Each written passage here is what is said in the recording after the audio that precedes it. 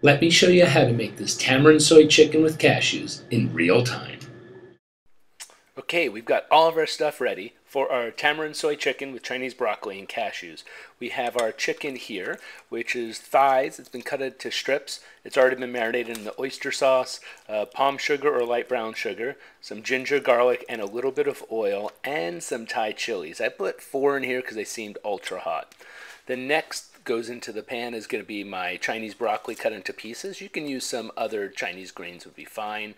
Then we have our sliced onions, our basil, and here's a mixture of sweet soy sauce and tamarind pulp, and lastly our cashews, which are ready to go at the end as a garnish. This time I'll use a wok. You've seen me using all sorts of pans in these cooking demos or little recipe vignettes.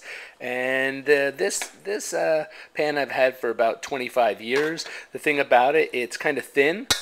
So one advantage to that is it heats up quickly. The disadvantage to that is it cools down quickly. So it's a little bit of both. But this is on a regular home stove, so I'm not using any high-powered equipment. I do have it on high as possible, and you can see the flame under there just rocking. Next, I'm going to add a tablespoon of oil into this pan and coat it completely. So my wok is getting hot. We do want to get a little bit of that wok hay, that breath of the wok, so we want to heat this up as much as possible. Now, the recipe here has 12 ounces of chicken. I have found in a wok like this, 12 ounces is pretty much the maximum that you can cook on a home range and still get some sear on it. It might still brown a little bit. So let this go. Oil shimmering a little bit, you've heard this many times, and it is smoking. This case I want to smoke it really hot because I am cooking raw chicken and I want to brown that. So in this case I'm going to add the chicken.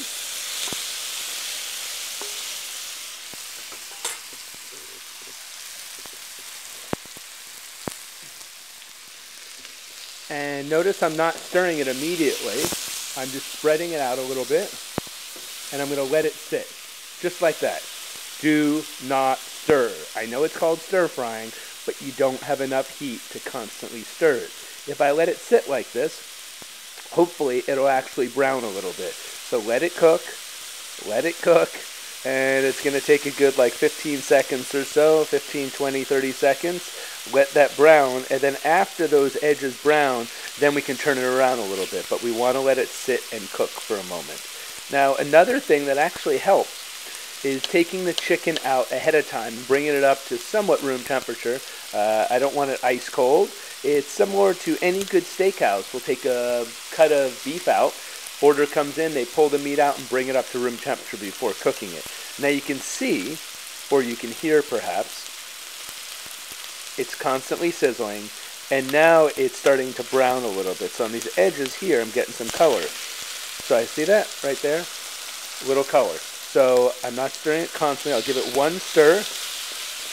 Kind of turn those things around and then let it sit again. Spread it out like that and let it sit. This is mock stir frying, but it's good as you're going to get in this type of wok over this type of burner. Now you can use a cast iron wok, which is thicker, that holds onto the heat a bit, or you can invest in some, really high heat source. In the U.S., we have these turkey fryers. Well, you know what? You buy a turkey fryer for 75 bucks and you've got a wok burner, but I recommend using that outside. One more stir.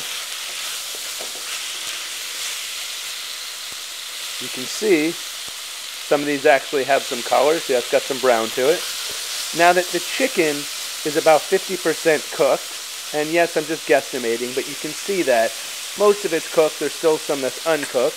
At that point, I'm going to add my onions and my broccoli. So by the time the chicken's done, those vegetables are cooked as well. So that stirs in.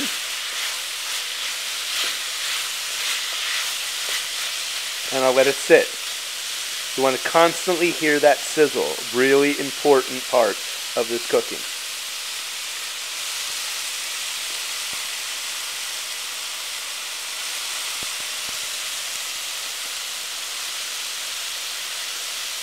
Give it a stir. Now, determining the doneness of this is I want the chicken fully cooked, because once I add the sauce and the basil, it's not going to cook much more. I'm looking for the chicken to be fully cooked, and I'm looking for the broccoli, especially with the Chinese broccoli, the stems to be cooked through. They're going to brighten in color, and they'll become more translucent. Just like the onions, you'll be able to see through them a little bit more once they're cooked. One final stir here before I go to the next step.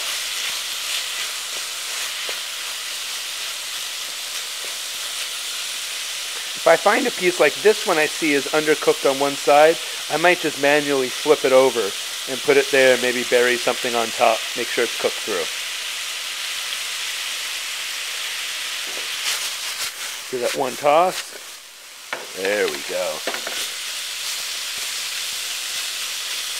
Now consider carry-over cooking. If you're going to serve it immediately, it won't be long, but if it's going to take a good 5 minutes for you and your family or friends to eat it, these things are going to continue to cook, so you want to leave them a little bit undercooked. So at this point, everything's pretty much cooked through. I'm going to add my mixture of my tamarind and sweet soy sauce. It's going to give it some color and the sweet, sour flavor of tamarind. Mix that in to coat completely. See that richness? It's a somewhat dry dish. It should be more glazed than it should be saucy.